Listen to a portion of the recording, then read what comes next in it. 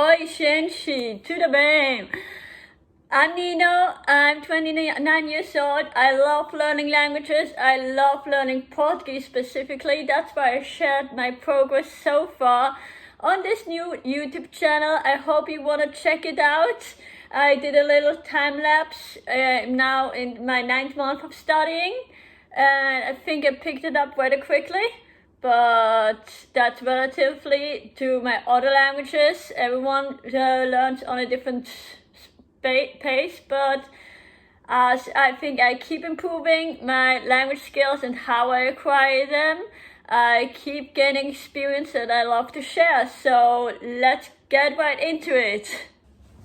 So in the very first months, I did it like most language learners do. I downloaded Duolingo on my phone and I was just playing around with it, getting like used to the language. Like there's like a lot of polyglots who are not a fan, at least when I see it on YouTube, of Duolingo. It's a little bit laughed about among the community in my opinion, but I think it's a really nice app to just get started, get like a few basic vocabularies in, get like a little bit playfulness into the language learning process, and just get a little bit used to the language structure, like the grammar structure, language structure. And so I did that for about 1-2 months while watching Portuguese movies, also to just train my ear on how to pronounce things and like where does one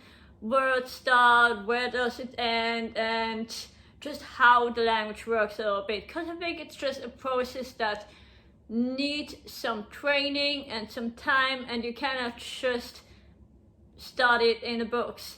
So I talked about this generally in my other video. You can check it out about how to learn a language the polyglot way.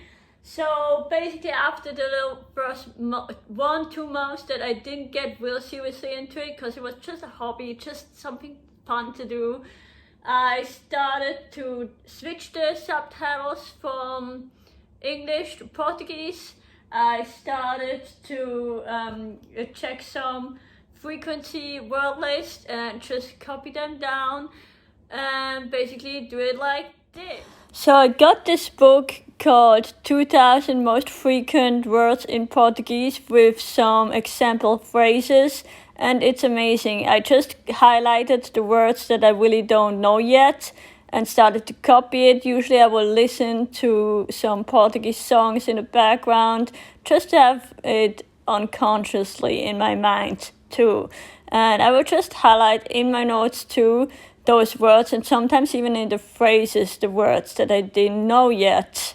So another thing that I did after I started to get more and more words down with just studying those lists, listening to music, learning a song in Portuguese, just writing down the words of that song and listen to it over and over and over until it just starts to stick in your head.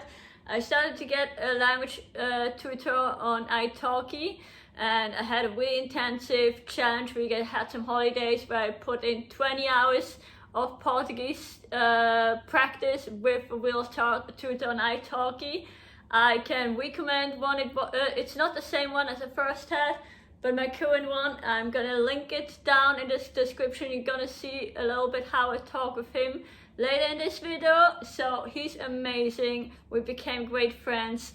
And so besides real practice with a native speaker, I also started to read a little bit. As I mentioned in another video, I still didn't manage to finish that book. I'm really bad at it because I figured that after I like in half of it that I would like to read something that I haven't read before. It almost seems too easy to understand now for me. So, but that's a good thing, I guess. And I would like to get some like new content and get a new book that I've never read before to keep my interest longer. So let's see how my classes work with my teacher in the next clips. Você disse que vai fazer o bolonhesa de verdade. Sim. É muito difícil? Não, é muito fácil. Eu acho, Demora muito tempo. então eu acho por isso gente na Suíça não tem o bolonhesa de taça. Chama Cup Noodles. Cup Mas eu noodles. não sabia que tinha no Brasil. Eu descobri hoje, ontem, na verdade. Pasta, você pode falar macarrão, mas macarrão são como espaguete ou macarrones.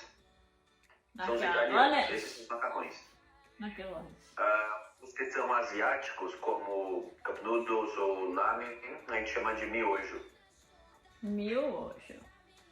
Ok. As pastas italianas, macarrão. As pastas asiáticas, miojo. Você pode chamar de lamen também, mas a maioria das pessoas falam miojo. Ok. Porque muitos anos atrás, havia uma marca de macarrão instantâneo que chamava miojo. Instantâneo, Acho que foi uau! uma... Hã? E quase a mesma palavra, instantâneo. Macarrão instantâneo, uau! Sim. Então, o português não é tanto difícil. Tem muitas palavras que mais ou menos inglês. Você está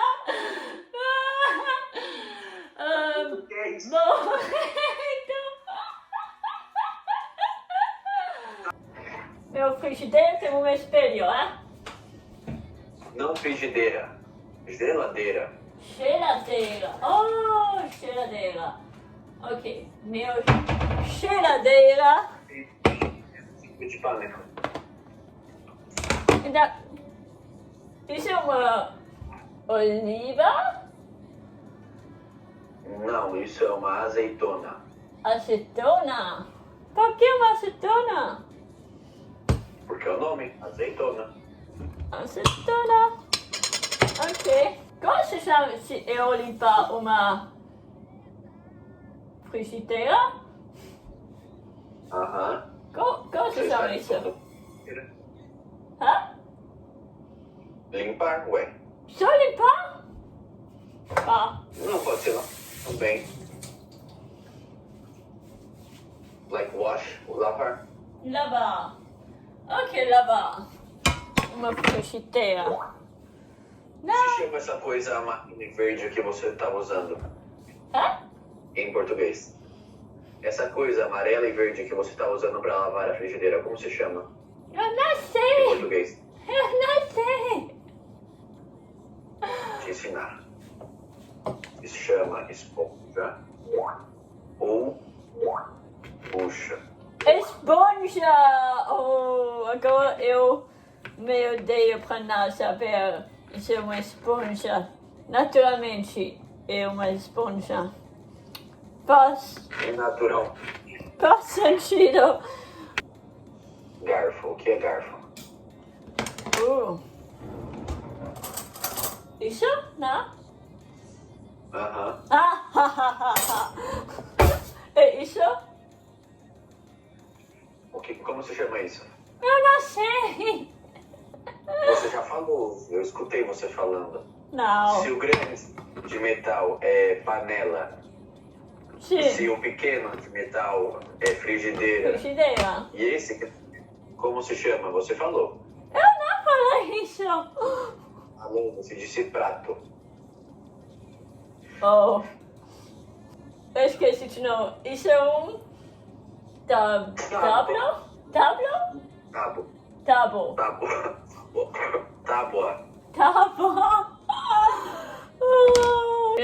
Isso é um onion? Não. Não. Por que não? Eu acho um onion é um bom nome para isso. Como você fala isso em francês, você sabe? Sim. Mas eu esqueci. Mas fica para meu cérebro. Em português isso se chama cebola. Cebola. Oh, sim, eu sabia isso. Em espanhol, adivinha como se chama? Cebola? Cebolla. Cebola. E essa parte que você não usa? Casca. Casca? Ok. Aham. Quase todo vegetal tem alguma casca. Casca. Ok. Casca da maçã, casca da cebola, casca da cenoura, casca da batata. De batata.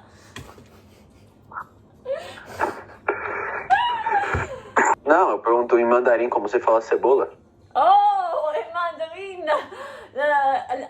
idioma. So this is basically my language classes and italki. I just ended up getting really hungry while I've been talking about doing noodles, like eating noodles.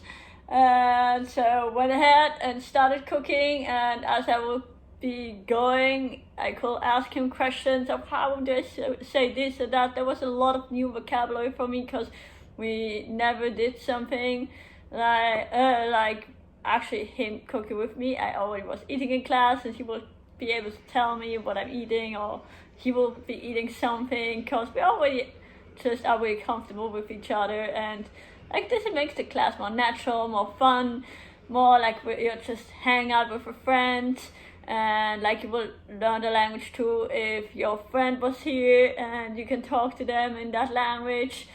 So I can really recommend that you get a teacher for yourself that you can really be comfortable with and that you can have fun with, because that's what it should be about, to just have fun with the language.